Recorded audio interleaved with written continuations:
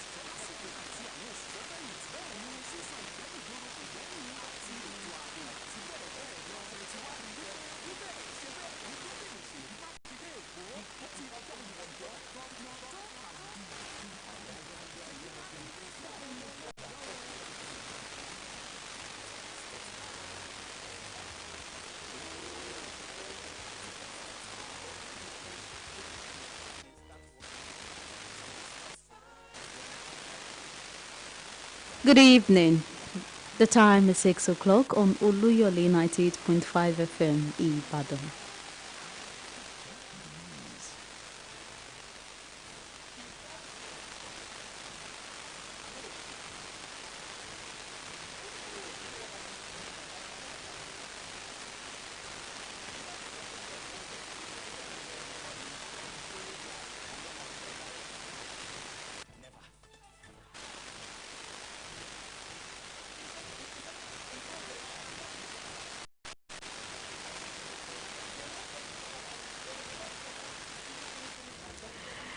Good evening.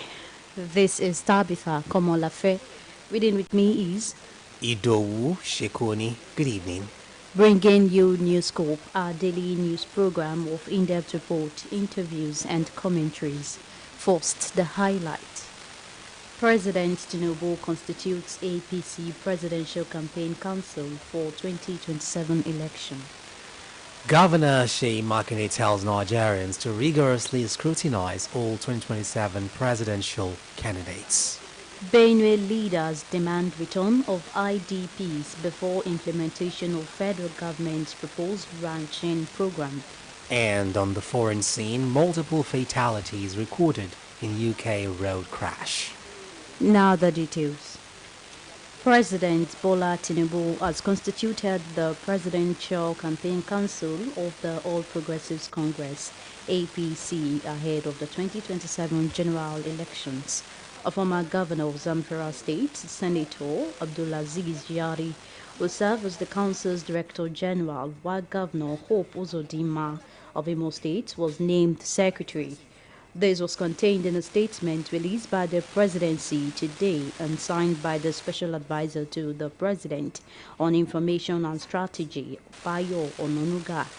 According to the statement, President Tinubu and Vice President Kashim Shettima will serve as the chairman and vice chairman of the council, respectively. The APC National Chairman, Professor Nentawe Wada, will serve as Vice Chairman too, while the party's National Secretary, Senator Ajibola Bashiru and Adiza Bala Usman, were named Deputy Secretary and Assistant Secretary. President Tinubu, as chairman, will work with a body of advisors made up of Chief Bisi Akonde, Chief Shegun Oshoba, Senator Rochas Okorocha, Senator Abdullahi Adamu, and Senator Florence Gitagiwa. Meanwhile, Oyo State Governor and presidential candidate of the Allied People's Movement (APM), Governor Seyi Makinde, has challenged Nigerians to subject all presidential contenders in the 2027 election to rigorous scrutiny. He insisted that proven records, workable ideas, and capacity to deliver, rather than slogans, personalities, or political entertainment, should decide the contest. Governor Makinde made the call in his latest newsletter as campaigns for the 2027 presidential and National Assembly elections formally got underway. He said the commencement of the campaigns marked the beginning of a crucial national conversation about the direction of the country and the leadership required to address its challenges. Governor Makinde added that his own campaign would be about putting Nigerians first, declaring that the objective was to fundamentally change the way the country works. Interestingly, in the meantime, the Minister of the Federal Capital Territory, FCT, Nyesom Wike, has said that his responsibility in the current political contest is to keep opposition leaders under pressure and ensure they do not feel comfortable. Mr. Wike stated this while speaking to journalists during an inspection of ongoing infrastructure projects in the FCT. The minister, who spoke about the state of the opposition ahead of the 2027 general elections, said the crisis within the People's Democratic Party has made it difficult to identify a formidable leading opposition party. He said he does not want the opposition to feel well, and it was not his wish that they would feel well, adding that it was in fact his business to see that the opposition has high blood pressure. Nyesom Wike, a former governor of Rivers State and member of the opposition People's Democratic Party (PDP), has remained at odds with several opposition figures following the political crisis that has engulfed the PDP. Away from politics, the three major socio-cultural organizations in Benue State have opposed the federal government's proposed pilot ranching program as solution to farmers' herders' conflicts. They argued that displaced residents must first be safely returned to their ancestral communities before land is considered for ranch development. The position was made known by the Presidents General of Lord Hutib MUT, Chetoha Idoma Oki and OKI and Omingede ONI at a press conference attended by the three leaders. President General of MUT Worldwide and Chairman of the Benue Sociocultural Organization, retired Air Commodore Titus Agbecha, said the groups received the proposed ranching initiative with mixed feelings. He stressed that the program should not be forced on communities or introduced at the expense of displaced farmers. Air Commodore Agbecha said Benue's security and humanitarian challenges has made it unsuitable to commence large-scale land allocation for ranches, while over 500,000 residents are still unable to return home. Executive Secretary of the Muslim Ummah of Southwest Nigeria, Muswin, Professor Wole Abbas, and an expert in the sociology of religion, Professor Jacob Anyotayo, have emphasized the need for Nigerians to recognize and appreciate humanity before religious affiliation. They noted that such understanding is required to foster treating religious violence followed by intolerance. The two gentlemen were our guests on the BCOS TV Current Affairs News Magazine program Saturday Special that dwelt on the topic Religiously Motivated Violence, Confronting Intolerance, Protecting Lives. Our reporter Fidora Afolagboye, who monitored the program, now presents the details in the special report.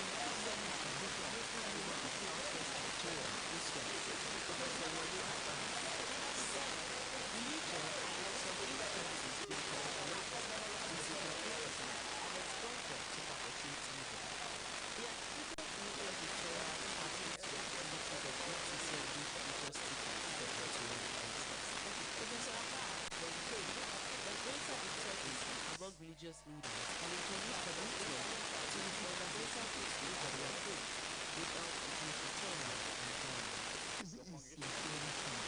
And God called when you emphasize understanding for a little one shall become a thousand. A small one shall become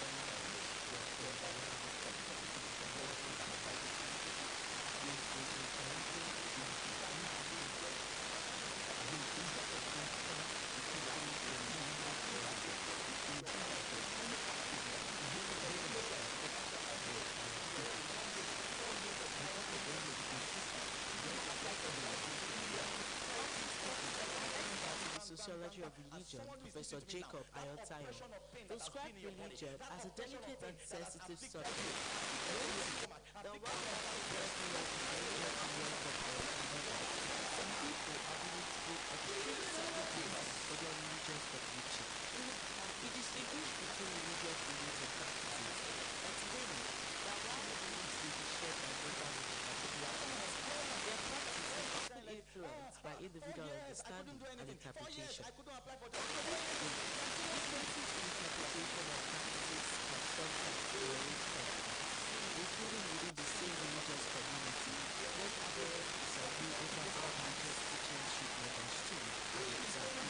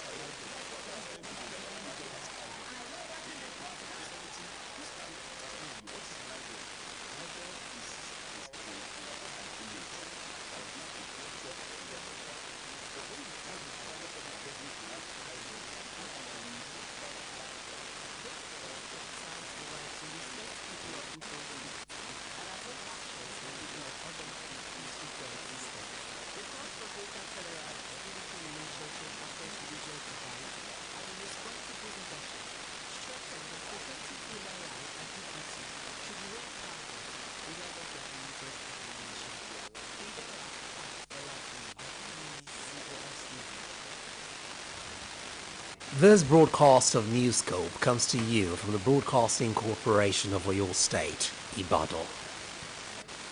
The Association of Heads of Service and Permanent Secretaries of Oluyole and Osun States has held its 2026 Day, bringing together serving and retired senior civil servants for a day of relaxation, health awareness, and reflection on their years of service. The program featured sightseeing, a health lecture, medical screening, and social interactions. Folashade Akintola has the full story. After years of dedicated service to the public sector, this retired head of service, the secretary, the 2026 election day featured sightseeing, medical screening, health education, and reminiscence of the members' years in public service. At the heart of the program was the health lectures on the importance of healthy aging. Consultant and family physician Dr. Oluyole explained that healthy aging is largely influenced by the choices people make throughout their lives. She identified physical health, mental well-being, social interactions, purposeful living and personal fulfillment as key pillars of ADHE. Old age does not translate to disease, but what causes disease is the lifestyle we have lived and our genetic composition. That we could have a successful aging in which we are free of diseases and our functions are intact, as well as the fact that we could have a frailty aging. So it's the way you live your life that depends on how your older age outcome will be. For the association, the annual gathering goes beyond health and recreation, as it also provides an opportunity for members to step away from their usual routines, appreciate life, and strengthen relationships built over the years of public service. The chairman of the association, Chief Bisi Akishola, said August 21 has been adopted as the annual RFSO Day, with the 2026 celebration marking the third edition. He described the gathering as an opportunity to relax, share experience, and appreciate the grace of longevity.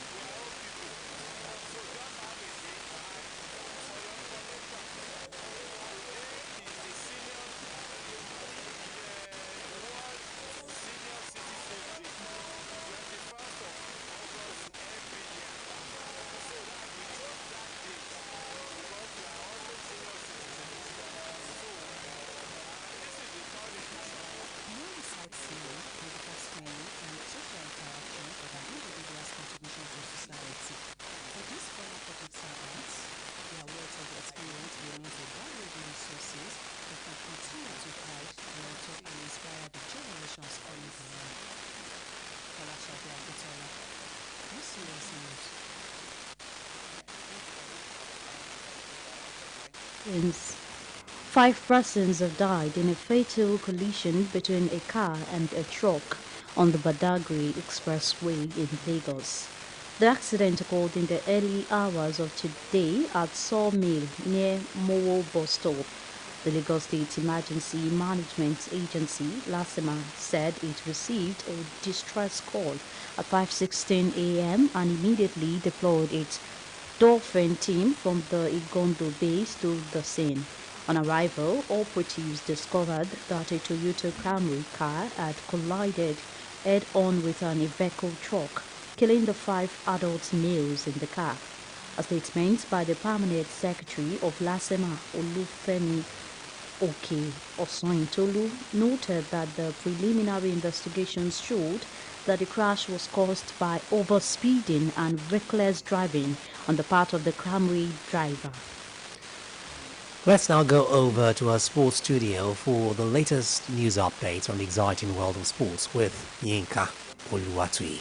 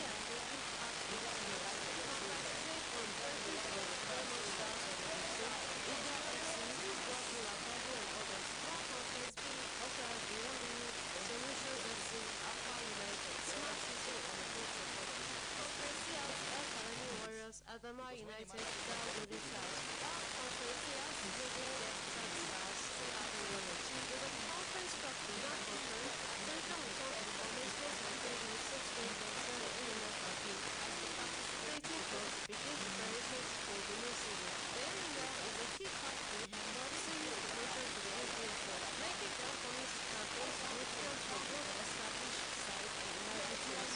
Currently contenders, the world number one reality has confirmed that will not compete in the US Open. The Ghana Grand Slam of the set at the top of variety injuries. The designer stated in a statement that even though he has been working hard in visiting his medical staff, they have now asked to make a difficult decision that will not be able to compete at the US Open this year. The five-time Grand Slam winner has not played since winning Wimbledon on July 12, pulling out of US Open warm-up half-court tournament since 1991. It will now remain in Europe and continue his recovery with the aim of being ready for the England trip for the tournament in Beijing on July. Tina dominated the 2026 season with an impressive record of 44 wins against 3 losses and 6 titles won, including Wimbledon. However, he suffered a major disappointment at the French Open, where he arrived as the overwhelming favorite but passed out in the second round after suffering in the equal. On Thursday, however, his rival Carlos Alcaraz announced that he would return to the competition at the US Open following a more than 4 months absence due to wrist injury.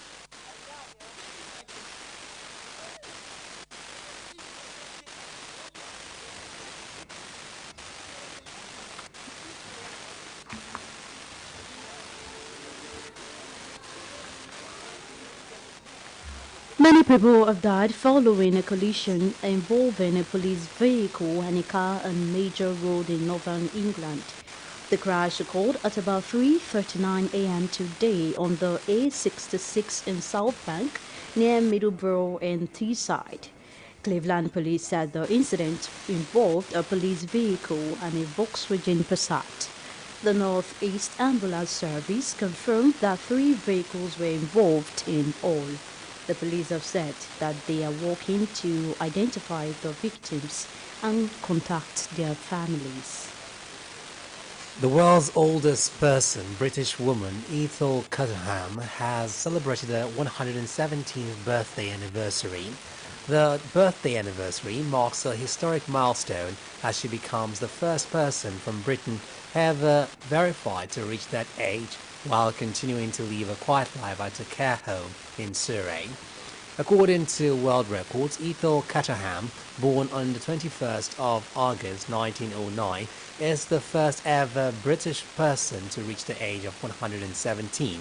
Ben Mayers, the CEO of LongevQuest, said Ethel is consistently adding to her British longevity